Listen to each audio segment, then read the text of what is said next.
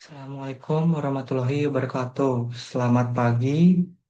Sebelumnya, saya ucapkan terima kasih kepada dosen pengampu dan juga teman-teman yang saya hormati, dosen pengampu mata kuliah kurikulum pembelajaran ekonomi, Ibu Dr. Pujiati, SPD MPD, dan Ibu Fani Ramawati, SPD MPD, dan juga yang saya hormati teman-teman angkatan 2024. Sebelumnya, izin memperkenalkan diri, nama saya Gusti Ngurah Samatjana dengan NPM 2413031063 akan mempresentasikan materi tentang implementasi kurikulum di SMKS Mitra Bakti Bandar Sibawono. Yang pertama itu ada penerapan double kurikulum di SMKS Mitra Bakti Bandar Sibawono. Yang pertama itu ada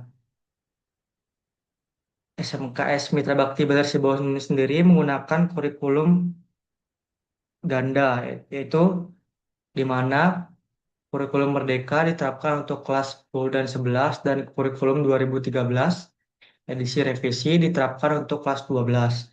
Yang pertama sendiri yaitu ada kurikulum Merdeka untuk kelas 10 dan kelas 11. Kurikulum Merdeka adalah salah satu kurikulum baru yang dikembangkan oleh Kementerian Pendidikan, Kebudayaan, Riset dan Teknologi Kemendikbudristek dengan tujuan memberi kebebasan kepada sekolah dalam melaksanakan pengajaran. Kurikulum ini menekankan pengembangan keterampilan yang relevan untuk abad ke-21 seperti berpikir kritis, kreativitas, kolaborasi, dan komunikasi, serta menanamkan nilai-nilai yang berhubungan dengan profil pelajar Pancasila. Yang kedua sendiri itu ada penerapan kurikulum 2013 untuk kelas 12. Bagi siswa kelas 12 di SMKS Mitra Bakti Bantar Sibono masih menggunakan kurikulum 2013 edisi revisi sebagai kurikulum utama. Putusan ini diambil untuk memastikan kontinuitas atau keberlanjutan dan stabilitas dalam pembelajaran. Mengingat kelas 12 adalah tahun persiapan siswa untuk ujian akhir nasional dan sertifikasi keterampilan kejuruan. Kurikulum 2013 sendiri dinilai memiliki susunan yang lebih terstruktur dan terstandarisasi sehingga memudahkan sekolah untuk mempersiapkan lulusan yang memenuhi syarat akademis dan teknis sesuai dengan standar nasional serta kebutuhan industri.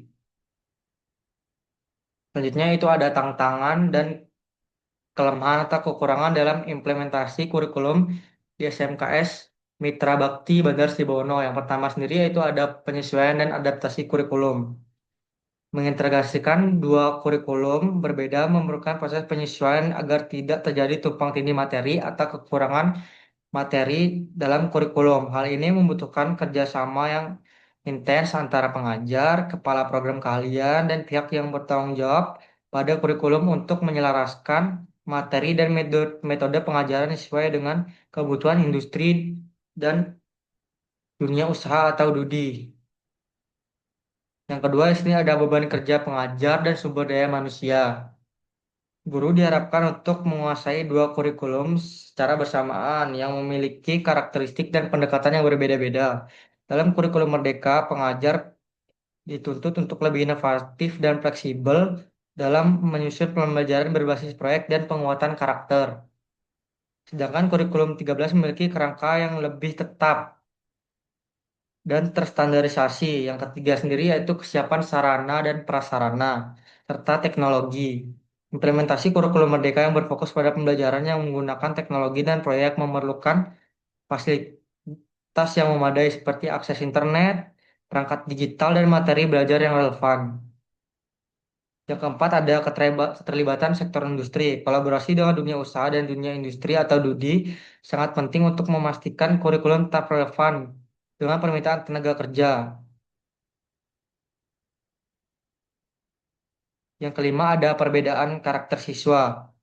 Siswa di kelas 10 dan 11 yang mengikuti kurikulum Merdeka mendapatkan pendekatan yang lebih fleksibel dan kontekstual, sedangkan siswa kelas 12 harus menyesuaikan diri dengan kurikulum 2013 yang lebih formal dan terstruktur. Perbedaan ini dapat menimbulkan kesenjangan dalam metode belajar dan penyesuaian siswa, terutama saat menghadapi ujian akhir dan sertifikasi kompetensi. Yang keenam ada manajemen waktu dan penilaian. Mengelola waktu pembelajaran yang efektif menjadi tantangan karena harus menyeimbangkan antara kegiatan pembelajaran berbasis proyek dan persiapan untuk ujian. Akhir, penilaian hasil belajar juga harus disesuaikan dengan karakteristik masing-masing kurikulum, sehingga memerlukan sistem evaluasi yang rumit dan berlapis. Yang ketiga ada solusi mengatasi penerapan double kurikulum di SMKS Mitra Bakti Bener Sibono. Yang pertama sendiri ada pengembangan dan pelatihan yang berkelanjutan untuk pengajar. Para pengajar perlu menjalani pelatihan dan pengajaran yang teratur dan mendalam dengan penekanan pada penerapan proses di kelas yang sesuai dengan masing-masing kurikulum. Fokus dari pelatihan ini harus pada penguasaan metode pengajaran yang kreatif, dan penerapan asesmen diagnostik, serta pengelolaan pembelajaran yang berbasis proyek dan penguatan karakter sesuai dengan kurikulum Merdeka sambil memahami indikator dan penilaian dari kurikulum 2013. Yang kedua sendiri itu ada penyesuaian dan integrasi kurikulum.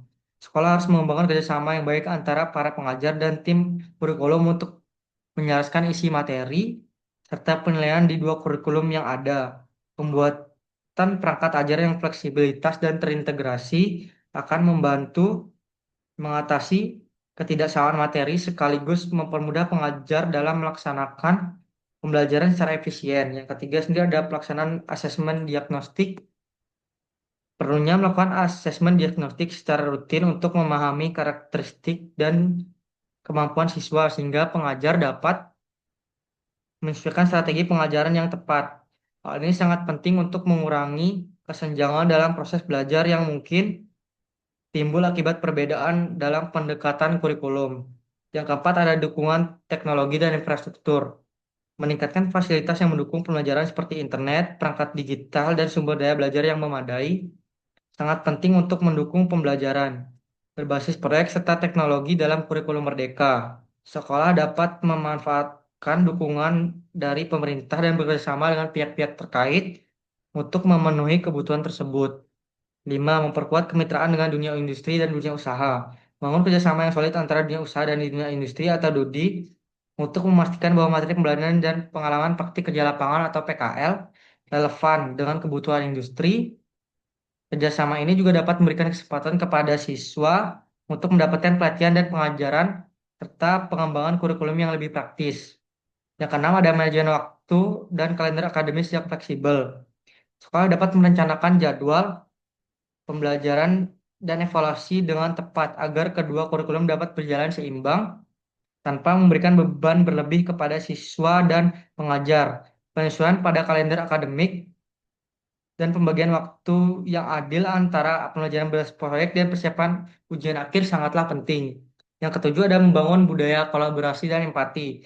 Menjalin budaya kerjasama di antara guru, siswa, dan pemangku kepentingan untuk saling berbagi pengalaman dan solusi untuk menghadapi perubahan kurikulum. Yang selanjutnya sendiri yaitu ada kesimpulan. Implementasi kurikulum Merdeka di SMKS Mitra Bakti Bener Sibono dilakukan secara bertahap dengan menerapkan kurikulum Merdeka di kelas 10 dan 11 serta kurikulum 2013 edisi revisi di kelas 12. Pendekatan ini memberikan fleksibilitas dan inovasi dalam pembelajaran serta penekanan penguatan karakter siswa melalui profil belajar Pancasila. Namun penerapan dua kurikulum sekaligus menimbulkan tantangan seperti penyesuaian materi, beban kerja guru, keterbatasan fasilitas, dan kerjasama dengan dunia industri. Untuk mengatasi kendala tersebut, sekolah perlu melakukan pelatihan guru, peningkatan fasilitas dan sarana prasarana, dan kolaborasi yang baik dengan berbagai pihak. Dengan dukungan semua unsur, sekolah dapat mengimplementasikan kurikulum ini dan diharapkan mampu meningkatkan kualitas pendidikan dan kesiapan siswa menghadapi dunia kerja. Sekian presentasi dari saya, kurang lebihnya saya mohon maaf. Pada Tuhan saya mohon ampun. Saya akhiri, wassalamualaikum warahmatullahi wabarakatuh. Terima kasih.